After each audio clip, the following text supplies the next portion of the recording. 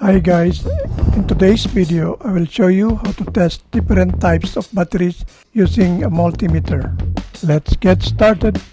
First, set the multimeter to DC voltage setting. This remote is not working. This is the positive side and this is the negative side. This battery is bad. Replace it with a new battery. Now the remote is working. This microphone is not powering on. This is positive and this is negative. Battery is bad. Replace it with a new battery. TV remote is not working.